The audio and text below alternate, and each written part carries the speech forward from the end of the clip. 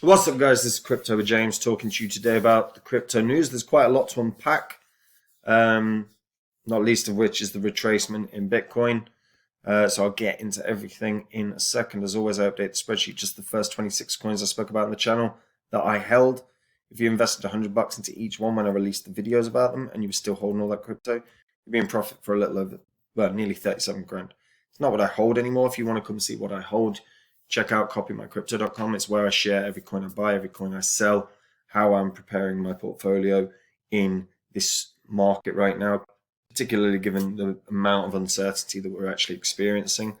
Energy prices, impending wars, the interest rates hiking, all of these things. And if you're not happy with the balance of your portfolio, how you're preparing for whether we go super bearish or super bullish, come check out Copy My Crypto. I'll walk you through exactly what I'm doing at this moment in time.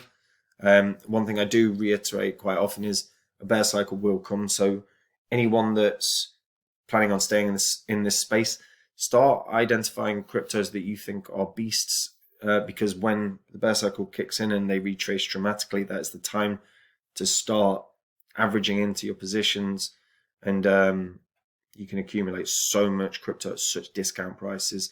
I've got a list of coins that I'm watching, and that I will be watching in particular over the bear cycle, how much they retrace, how much they do in terms of onboarding, how much they do in terms of development, how much they do in terms of partnerships. All these things are big factors in whether a coin can 100x or whatever. That's how I picked Phantom. So if you want to be a part of that, click the link in the description and check it out. Right, first of all, Bitcoin retrace. This was actually something I said yesterday, is that there's a good chance that we were experiencing that spike to price in any potential negatives that come out for the executive order, although we're still sort of waiting to hear what that's really going to be. I know obviously it got leaked with Yellen, but yeah, we'll see. I mean, we'll fully see what it is soon enough. But Bitcoin's certainly experiencing a fairly dramatic retrace right now, 6% so far today, or nearly 7%. Oh, the devil's number, look at it, 6.66%. Not good.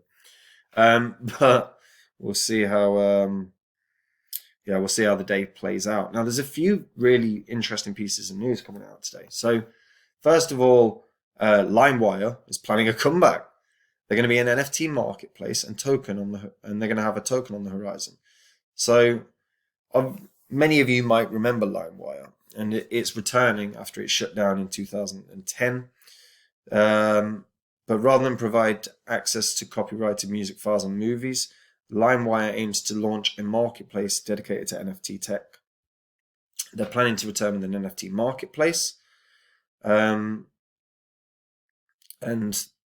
this could be very, very interesting. The two Australian brothers, Julian and Paul Zetmer, butchered names, I swear, have explained to the press that they've been working on the platform in stealth mode. In its heyday, Limewire was almost as big as the discontinued file sharing platform Napster, and Limewire software was downloaded by millions of individuals worldwide. Limewire went under after Napster's fall. So NFT fans looking to purchase NFTs from the Limewire platform will be able to use a credit card, as Limewire has inked a partnership with the payment processor Weir. They've also told the press that the company's advisory board includes Tarif Michael, manager of the group, the Wu-Tang Clan. The issue with the NFT market is that most platforms are decentralized. And the Limewire exec added, if you look at Bitcoin, all the exchanges are making it really easy to buy, trade, and sell Bitcoin. There's no one really doing the same in the NFT space. So that they're effectively looking at a centralized version of like a centralized exchange platform for NFTs, making NFTs easier to purchase. So it'd be very interesting to see how that plays out. We thought they just said we thought we needed to build a real mainstream user experience as well. So this is, this could be very, very interesting. They're also considering venture capital funding, and they plan to launch a Limewire-centric token. So one to keep your eye on, because everyone remembers LimeWire. Millions of people used it, and if they've got the same name and they can use, you know, the same. Well, even if they use the same name, it's going to draw in tons and tons and tons of users. So this could be a really interesting play. Other news: Credit Suisse strategist says we're witnessing the birth of a new world monetary order.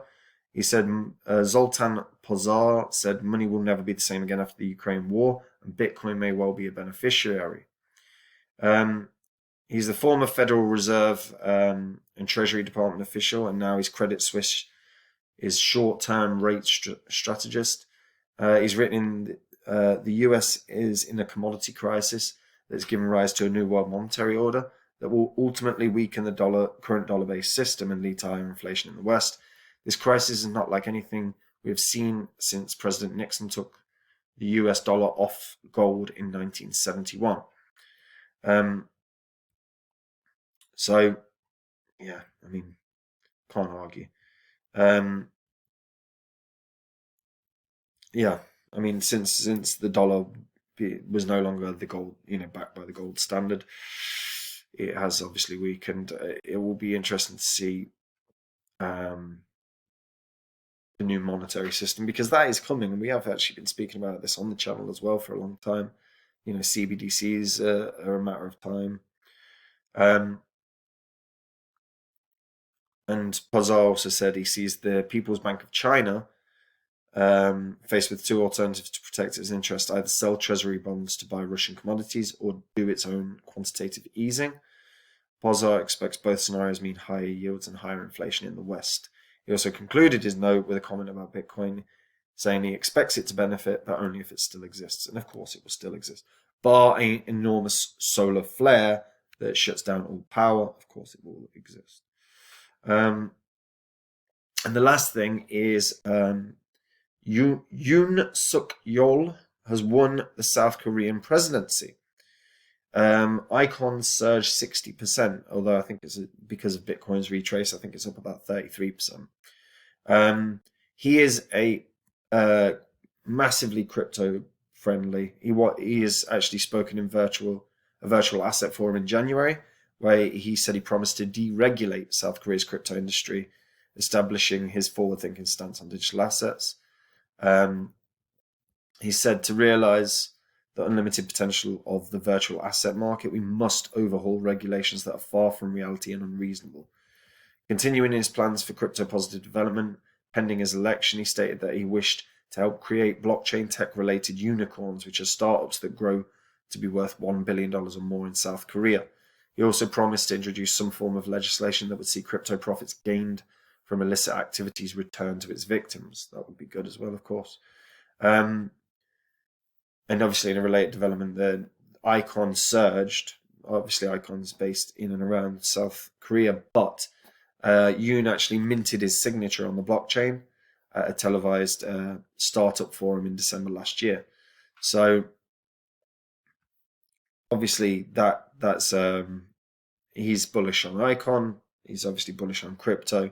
So Icon's running, but it looks like South Korea are looking at, or certainly it's in the pipeline, given his impending presidency, that we're going to see a deregulation and an opening up to the entire country for crypto, which is very, very bullish for citizens of South Korea. It's also bullish for the overall crypto space. You're looking at an entire country that are going to remove the regulations that have been a bit crap, and that should open up everyone with the opportunity to invest once again. Yeah, because we actually saw in South Korea they shut down crypto exchanges in 2021 because of a lack of legislative clarity and taxation of digital assets. So this is certainly bullish. Certainly bullish. According to reports from local news outlets, young people have been leaving their jobs to pursue day trading cryptos. South Korea's traditional stock market, by contrast, is dominated by 4 family-owned conglomerates known as chaebols, which many believe to be corrupt and politically influential. Before the major crackdown on crypto exchanges in September last year, trading volumes on South Korea's top exchanges were exceeding those of the stock market. So a deregulation would open up an entire avenue for that country that could be massive. Can't understate that at all. That's a huge, huge positive step that looks like it's coming for South Korea. So good news. Anyway, that's it from me.